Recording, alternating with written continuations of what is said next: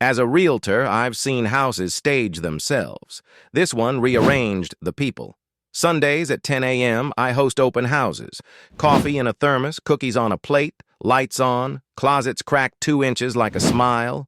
I've learned how to translate creaks into charm and small into cozy. I can talk a boiler into a personality. 19 Gannet looked like a sale. White clapboard, black shutters, a maple. Out front, surrendering leaves on cue. The owner had died clean. No debt that wasn't ordinary, no family that wasn't distant. So the place was staged by a company that knows how to make rooms look like they tell stories you want to move into. I arrived early to sweep the porch. The key turned smooth. Inside, lemon oil and fresh paint. The kind of quiet that sells. I set out the sign-in sheet and a bowl of wrapped candies by the door. At 10:06, the first couple came new parents, eyes soft with sleep debt. We did the tour. Living room that could hold a Christmas tree without blocking sight lines, dining room that suggested adult conversations, kitchen with a window over the sink that made even the dishes look like a choice. Upstairs, I gestured to the bedrooms. 3. 1, staged as an office. 1, as a nursery. 1 as a primary with a bed fluffier than most marriages. The couple stepped into the nursery together. The crib was empty except for a folded blanket the stager had rolled into a little cloud. The mother reached to touch the blanket and frowned. "Did you feel that?" she asked her husband. He shook his head, eyes on the closet, which had cracked itself wider. Inside, tiny hangers.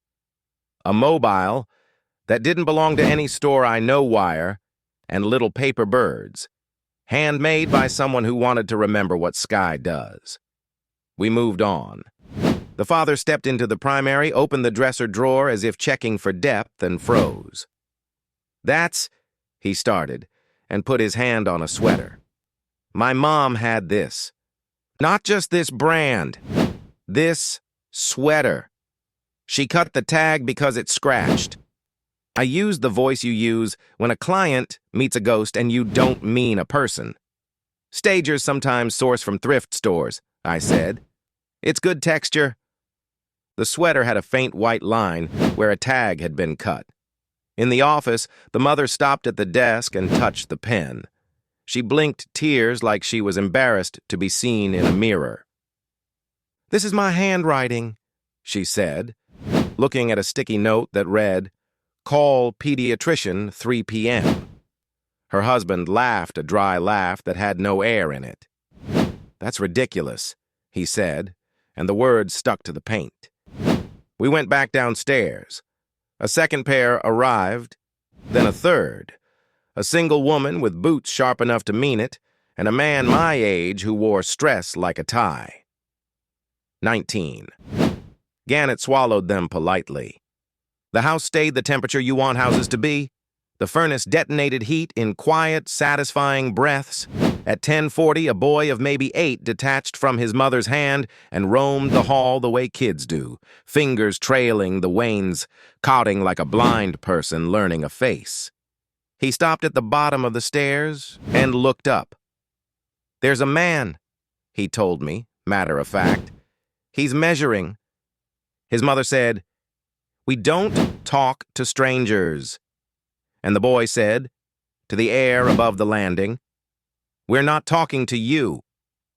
I called up to the empty hall. "House tour." Coming through. Because that's my job, to make an announcement sound like an invitation. The upstairs light in the hall clicked on, then off, as if acknowledging a schedule. In the kitchen, I poured coffee for the stress-tie man. He held the cup without drinking. "We lived here," he said, not to me. "This layout, this..." He opened the junk drawer by the fridge, and in it lay a takeout menu from a restaurant that closed 10 years ago, and a rubber band ball with a single blue band snapped at the top like a vein. He picked it up and laughed with his hand over his mouth, then put it down as if it might break. The boots woman stood at the sink looking out at the maple. "My sister and I used to climb that exact tree," she said softly. "We'd jump and pretend the grass would catch us." The maple in the yard had a scar 2 feet up where a low branch had been cut long ago. By 11:15, the house had stopped showing rooms and started showing people. The nursery had a different blanket. The office had a different note. The primary had a sweater from a different winter. The boiler room smelled faintly of whatever smell makes you 8 again and safe for exactly 6 seconds. I tried to reset. I fluffed pillows. I straightened frames. I moved the candy bowl back to the center of the entry table. The bowl slid 1 inch to the left, the way you do when you want something to line up with a seam that no one but you can see. At 11:30, the doorbell rang and a woman in her 70s stepped in with a man her age wearing a hat with a fishing lure still attached. A little danger, like a memory. They signed the sheet. The woman paused at the column for phone and wrote, carefully, "Please stop calling us." Her hand shook. "We got 3 messages this morning," she told me, eyes on the stairs. "From this number." She held up her phone. It showed my office line. My office was closed on Sundays. I took the phone and scrolled the voicemail. The first was static that tasted like pennies. The second was the sound of a tape measure zipping and locking. The third was a voice that might have been mine if I'd learned to talk in this house and never left. Come see. At noon, I did what I should have done at 10:07. I stepped onto the porch and closed the door softly. The maple shivered. The street lay polite and blank. Sunday, quiet.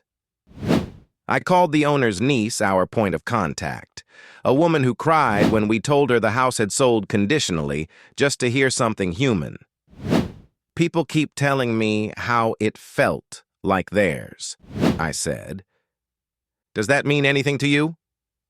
"She used to say," the niece said, and I heard her smile with grief, "that the house will always make a place for you if you ask nicely. It was how she talked people through Thanksgiving. We'll make a place." "Do you want me to stop the open house?" I asked. "Did you ask nicely?" she said. I went back in.